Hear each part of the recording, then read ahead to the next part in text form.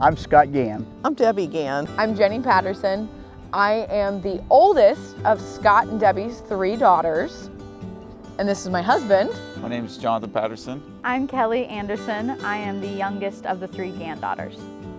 And I'm John Anderson, and I'm married to Kelly. And I have another daughter and son-in-law that don't live around us.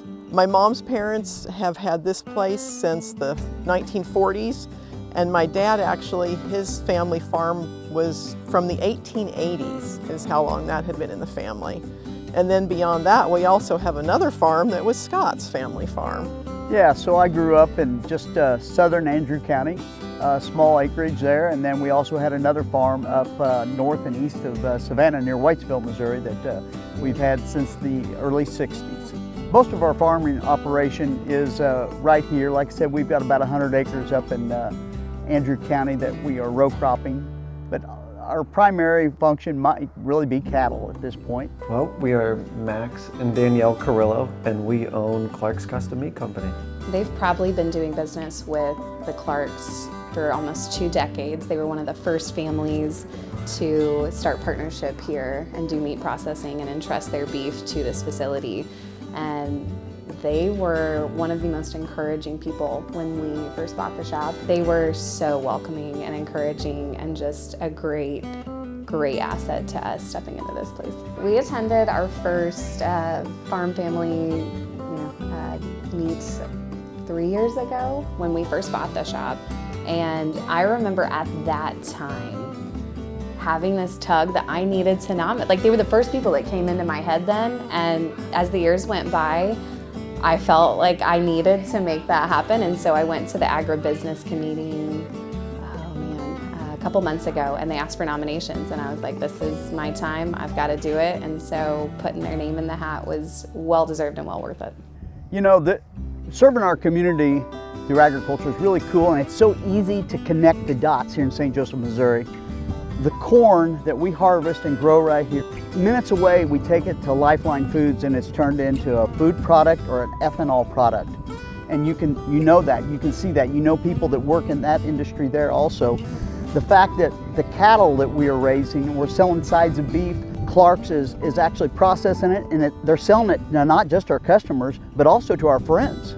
You know, and we have repeat customers and really formed really great friendships that way.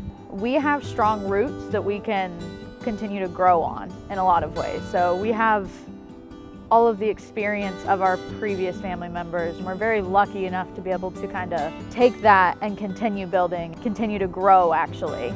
So for me, I think it kind of provides a lot of just stability in a lot of ways, and that's something we're very lucky to have.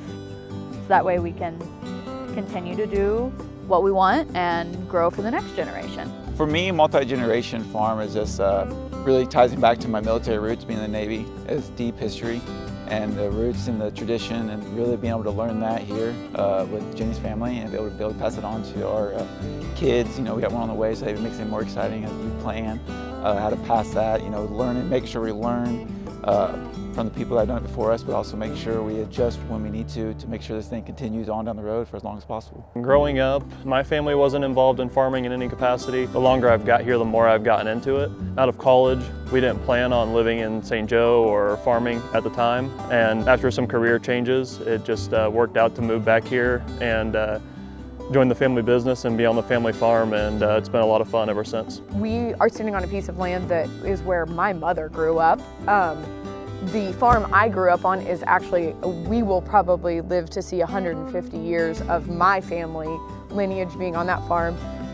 Something really exciting for Jonathan and I specifically is we've been able to, in the past 3 years, we've purchased another farm that was not in the family at all, but we've kind of added to our cattle operation through that. And it's so interesting because small town, we have deep ties, it turns out, even to that piece of land, and the history and kind of some of the previous practices that were on that piece of ground are different than what my lineage was doing, and maybe a little more advanced and towards some of the regenerative stuff that Jonathan has immense interest in. So it's very cool to just kind of see that from a couple different angles that we've been lucky enough to go down.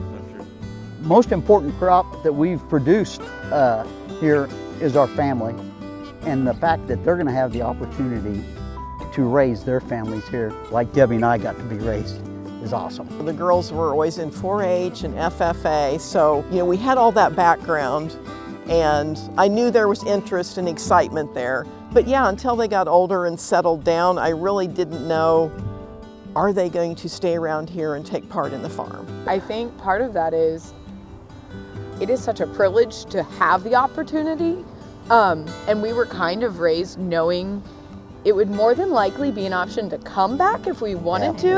Always.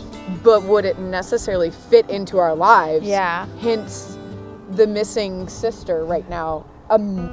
Super interested in agriculture, very involved, works in agriculture, unlike what most of our day jobs are. Right.